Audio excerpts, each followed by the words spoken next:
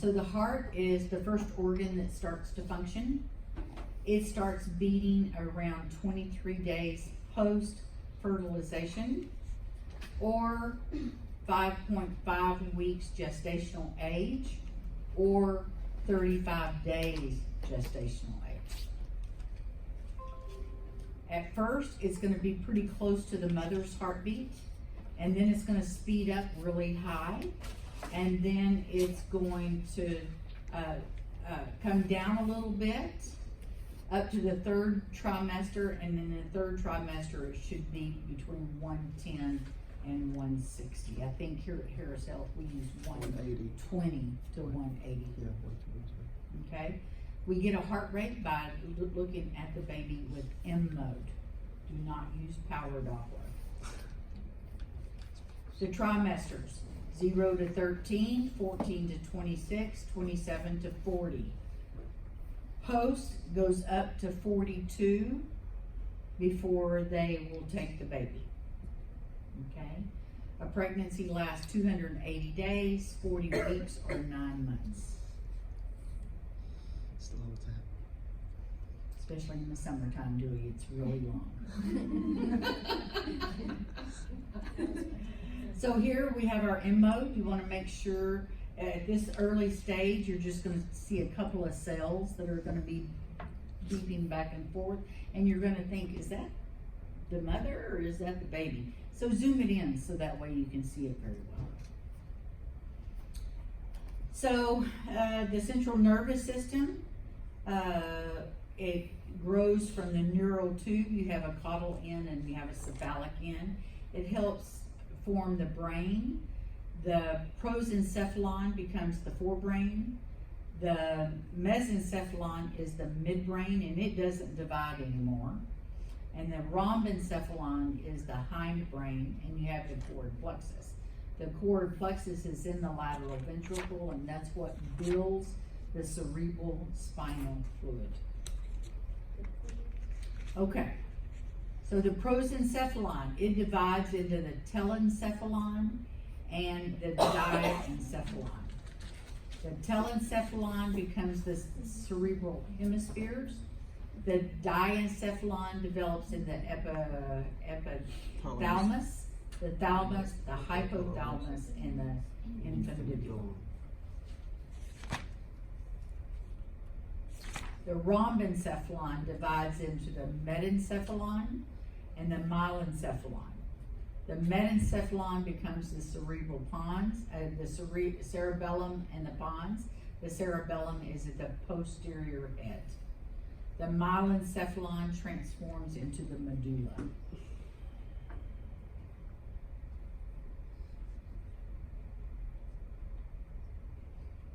This is the cord plexus. This is the cord plexus. Some people measure it at the widest. Some people go until this comes to like a little point towards the posterior head, and you can measure it there. So every institution has their own protocol. So where is this placenta? Posterior. Posterior placenta.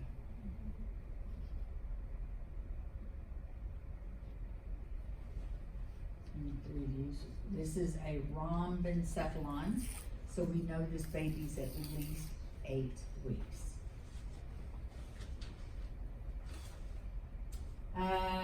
Be sure you know Nagel's rule. The mean sac diameter is length times width times height, then you divide it by 3.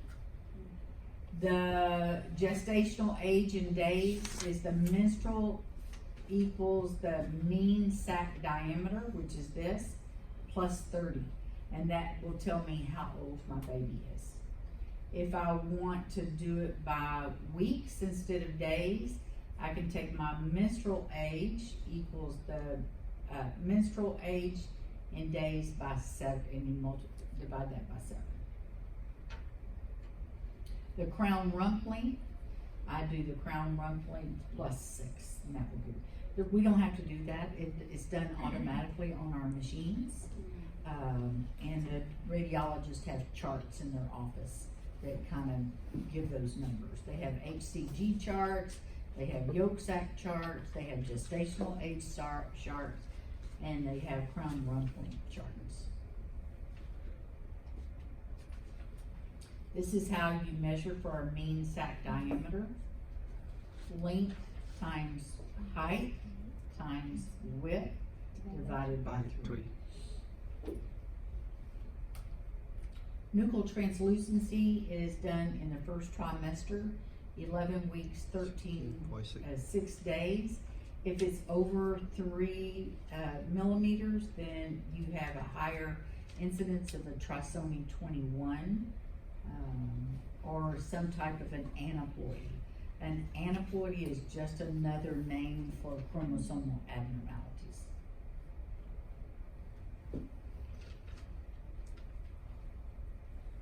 You can tell by looking at this.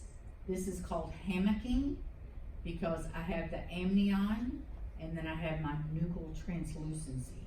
Be sure you don't measure from here to here because that is wrong. It's only the inside to inside or inside to outside. Here you can tell by looking at this one, the baby is again hammocking. But I can see that this is my fetal skin, and I have a greater than 3 millimeters nuchal translucency.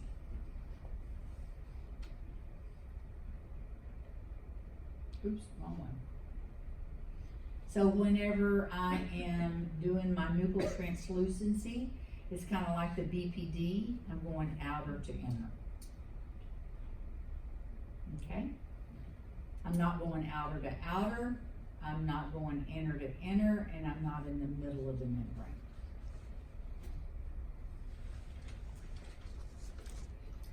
AIUM guidelines.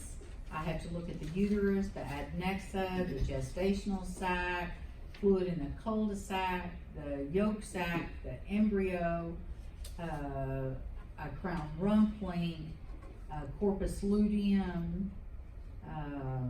Oops, what happened there? Could you hit F5 for me? F5. Thank you.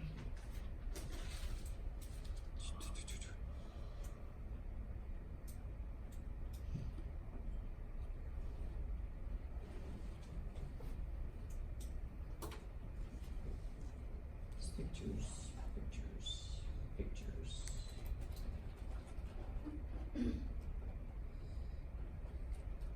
That y'all can look at. Alera, we want to make sure that we use as low as reasonably achievable to get the imaging that we need. We don't want to overheat the tissues of the conceptus or the embryo, especially. Because once the baby's 13 weeks, everything's there, it's just growing.